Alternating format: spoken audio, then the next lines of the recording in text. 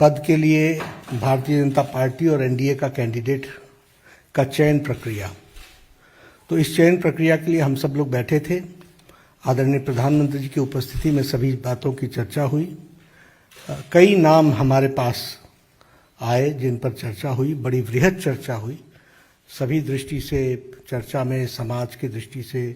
देश की आवश्यकता, बाकी सारी चीज़ों को देख करके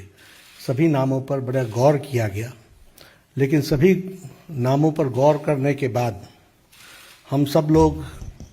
और भारतीय जनता पार्टी की संसदीय बोर्ड इस निष्कर्ष पर पहुंची है कि उपराष्ट्रपति पद के लिए भारतीय जनता पार्टी और एनडीए के प्रत्याशी के रूप में हमारे किसान पुत्र श्री जगदीप धनखड़ जी को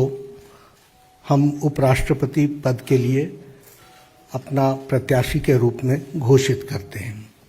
हम सब लोग जानते हैं कि जगदीप धनखड़ जी, श्री जगदीप धनखड़ जी, ये वेस्ट बंगाल के अभी गवर्नर हैं और लगभग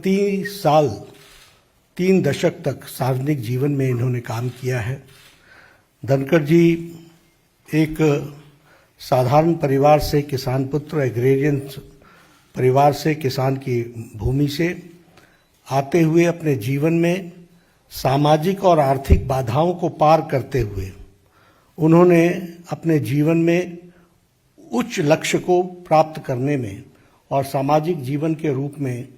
देश की सेवा करने में कोई कसर नहीं छोड़ी है। जैसा मैंने बताया कि वो एक किसान परिवार को बिलोंग करते हैं और उनका लालन पालन झुंझुनू के एक डिस्ट्रिक्ट के गांव में वहाँ हुआ और गांव के स्कूल से पढ़ाई करते हुए उन्होंने सैनिक स्कूल चित्तौड़गढ़ से अपनी शिक्षा ली। बाद में वो राजस्थान यूनिवर्सिटी में फिज़िक्स की उन्होंने पढ़ाई की और साथ में एलएलबी किया। वह फर्स्ट जनरेशन के प्रोफेशनल हैं, यानी वकालत के रूप में वो फर्स्ट जनरेशन में वकील बने और बहुत ही कम समय में उन्होंने अपने आप को राजस्थान हाई कोर्ट में एक सक्षम वकील, एक प्रसिद्ध वकील के रूप में स्थापित किया और साथ ही साथ सुप्रीम कोर्ट में भी उन्होंने अपना नाम एक वकील के रूप में स्थापित किया। So he is a first generation lawyer, first generation professional. और सार्वजनिक जीवन में आने से पहले वो एक प्रतिष्ठित वकील के रूप में उन्होंने अपने आप को स्थापित किया। वो सुप्रीम कोर्ट में वकील थे जब उन्होंने पहली बार लोकसभा 1989 में झुंझुनू से चुनाव लड़ा और वहाँ से वो विजय हासिल की और बाद में वो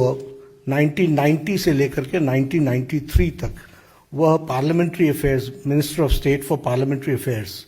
के मंत्री रहे और बाद में वो राजस्थान के किशनगढ़ कंस्टिट्यूएंसी अजमेर डिस्ट्रिक्ट से विधानसभा के भी सदस्य रहे और उनका एक लंबा एडमिनिस्ट्रेटिव एक्सपीरियंस रहा है। हम सब जानते हैं कि वो जुलाई महीने 2019 में